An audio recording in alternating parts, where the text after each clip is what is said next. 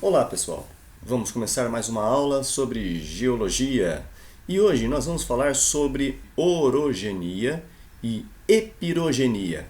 Calma lá, eu sei que o nome é complicado, mas nós vamos esmiuçar esses detalhes para vocês. Na aula anterior nós trabalhamos com os movimentos das placas tectônicas, né? Nós vimos os movimentos transformantes, os movimentos divergentes e os movimentos convergentes. Para entendermos a orogênese, nós precisamos lembrar um pouquinho destes movimentos. O movimento divergente é o princípio para nós entendermos o que seria a orogenia. Lembrando que na palavra grega oros significa montanha e genus significa origem. Bom pessoal, então para entendermos melhor o movimento divergente, claro que a relação das correntes de convecção, a pressão do magma interno é necessário você entender, você lembrar. Então a pressão vem, empurra o magma, ele vai encontrar um trinco, uma fratura nessa placa, empurrando a placa em sentidos opostos. Então essa pressão que preenche o local vai até formando aí algumas dorsais submersas. Então essa pressão empurra as placas horizontalmente, só que em sentidos opostos. Está aí o início desse processo chamado orogenia. Nessa sequência nós podemos entender que quando ela se separa nesta região, na extremidade da placa, ela está se encontrando com outra. Então, ela pode estar se chocando, este movimento continua sendo horizontal, porém agora em sentidos opostos, e quando ela se choca, uma das placas ela entorta para cima, há um dobramento e a outra um dobramento para baixo, certo? E quando ela vai subindo, há uma elevação do relevo. As cordilheiras ou as grandes cadeias de montanhas, elas são formadas a partir desse movimento convergente. Isso é o princípio de orogenia. Eu tenho uma elevação do relevo, porém com uma força horizontal. Essa força sempre vai ser lateral. Isso é a característica da orogenia. Ficou difícil de entender? Então vamos dar uma olhada nas características da orogenia. Então, orogênese, ela tem curta duração, ou seja, aquele movimento lateral, ele é de curta duração, ele não vem se locomovendo como um carro constante, não, ele está parado. De repente há uma força que faz o deslocamento, por isso que é de curta duração. E de poucos, a distância é muito curta também. Eles são instáveis, a qualquer momento pode acontecer um deslocamento da placa e ela se locomover cerca de alguns centímetros. Por isso, ocasionam terremotos, os chamados abalos sísmicos, que nós vimos isso no material que eu disponibilizei para vocês na aula passada. A formação de cordilheiras. Quanto mais elas se chocam, mais há o soerguimento e o rebaixamento. Então, quanto mais alto vai subindo a placa, mais alto ficam as cordilheiras. Essa força é horizontal. Sempre a força é pelo deslocamento das placas. E, consequência disso, algumas falhas e principalmente os vulcões. Por que os vulcões? Porque quando uma placa ela se choca com a outra, uma só ergue e a outra entra em subducção, a que entra mais em contato com as profundezas, do calor da Terra, há uma propensão de derreter alguns elementos das rochas e formar bolsões de gases e líquidos quentes que vão fomentar, que vão alimentar os vulcões até eles entrarem em erupção.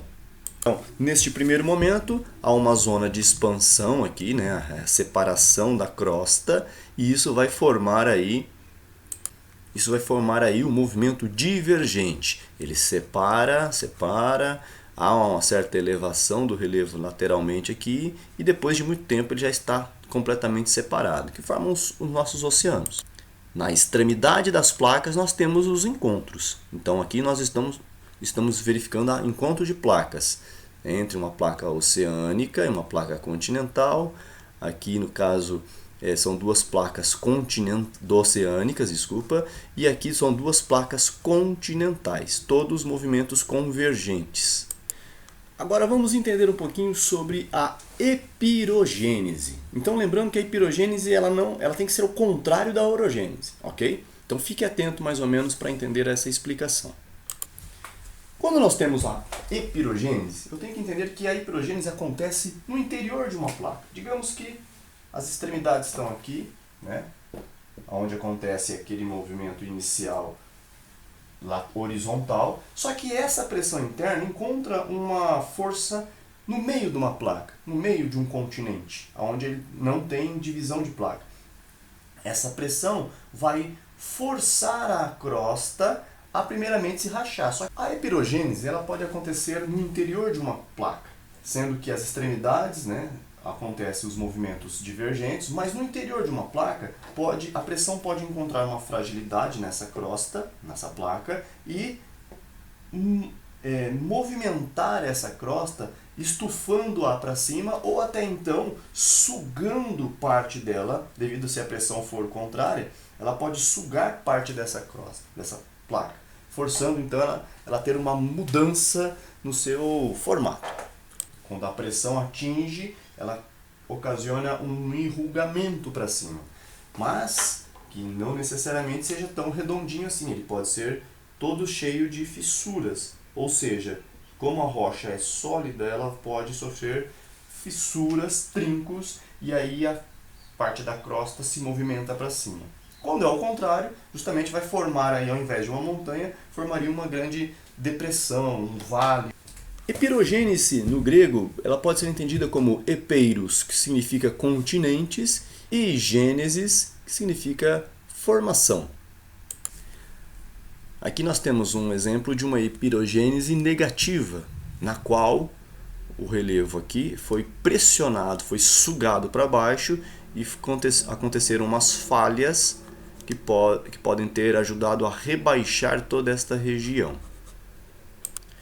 Já nessa imagem, uma epirogênese positiva. A pressão interna encontrou aqui uma entrada, ela pressionou a crosta foi estufando até soerguer aqui essa parte, e as fendas estão nas laterais aqui, por conta de que as rochas elas não são borracha, elas não são igual a massinha que a gente brinca na escola, elas são rígidas. Então quando elas sofrem esse tipo de pressão, elas tendem a ceder, trincar, por isso que elas se deslocam. Na literatura da geologia ou da geomorfologia, nós temos essa epirogênese positiva, eles chamam de Horst, e a epirogênese negativa, o Graben, quando o movimento identifica essas regiões. Percebam que as laterais elas formam grandes paredões, que aqui no Brasil nós chamamos de chapadas, como Chapada dos Guimarães, Chapada dos Veadeiros, chapadas em várias regiões turísticas do Brasil. Mas quando a trinca, essa diferença de topografia, essa diferença de relevo, ela é linear, ela é muito grande, extravasando aí extensões de grandes estados, elas são chamadas de escarpas. Bom, então, para fixar a epirogênese, ela é uma força vertical. Primeiramente, é uma força que vem de baixo, ela não empurra as placas. Literalmente, ela vai empurrando a placa, estufando-a para cima, certo?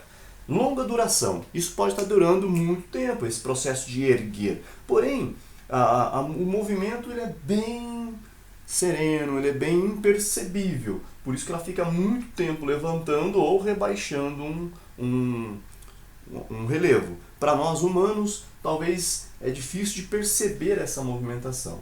O soerguimento sem dobras significa que ele não precisa dobrar as placas, uma para cima e uma para baixo. Não, simplesmente ele está um estufamento. Eu colocaria o nome de estufamento.